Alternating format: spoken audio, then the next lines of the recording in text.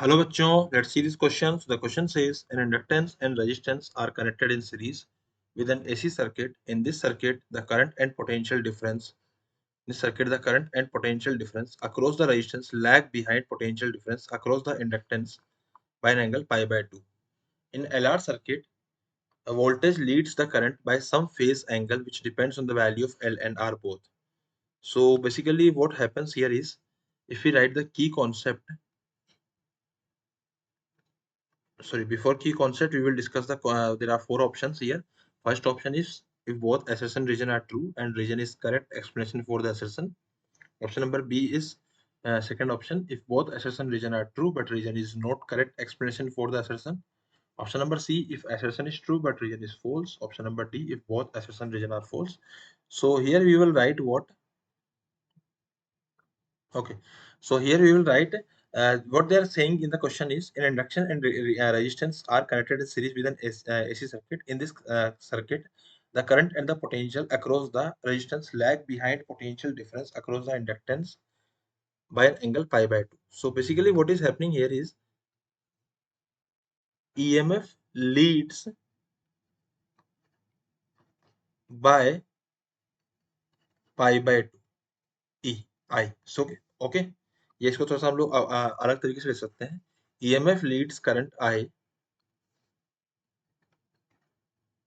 by pi by 2 in inductor. Okay, and EMF and I are in same phase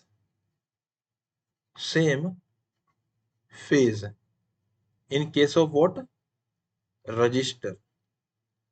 So वो same phase में होते हैं register के case में. So basically what I will write here, there are two there are first option, induction and inductance and resistance are connected. So this is the circuit जहाँ पे मेरा ये R है, ये XL है and it is connected with some AC source. So यहाँ पे जो करंट का आएगा value, this is what I is equals to I naught sin omega t. If we will write the VLT, है ना, it is the voltage at any time t across inductor. It will be equals to what? I naught into XL sin omega t plus pi by 2, क्योंकि ये हमारा current से pi by 2 आगे चलता है. अगर मैं रजिस्टर की बात करता हूं तो it will be again what? I naught into R. It is simply sin omega t, क्योंकि इसका फेज सेम रहता है. ओके, so यहाँ बोला गया in this circuit the potential difference across the register के अक्रॉस जो भी होगा it will lag behind the potential across the induction by pi by 2. सो ये रजिस्टर का इंडक्टेंस के अक्रॉस जो पोटेंशियल डिफरेंस होगा उससे पाई बाय 2 लैग करेगा. So this statement is correct statement. अब हम बात करते हैं सेकंड स्टेटमेंट की. In LR circuit voltage leads the current by some phase angle which depends on the. अब देखो होता क्या है ना, लेट सपोज कि मैं यहाँ बात करूंगा कि वोल्टेज बेसिकली ये मेरा हो जाएगा I into R and this will be equals to what? My I into XL. Okay, I naught into R and I naught into XL. अब इनका जो फेज डिफरेंस इनका फाइनली जो रिजल्टेंट आएगा वो आएगा I naught into Z. इसकी value आएगी I naught under root of XL का whole square, XL square plus R square. ठीक है, एंड ये कुछ एंगल आएगा अल्फा. ये जो अल्फा होगा tan अल्फा, इसकी जो वैल्यू आएगी it will be equal to what? XL by R. And what is XL? It is omega L by R. तो ये कितने एंगल्स फेज से आगे चल रहा है हमारा ईएमएफ वो डिपेंड करता है. जैसे मान लीजिए कि हम लोग वोल्टेज लीड्स द करंट, तो करंट का जो इक्वेशन आएगी वो तो आएगी I बराबर I not sine omega T.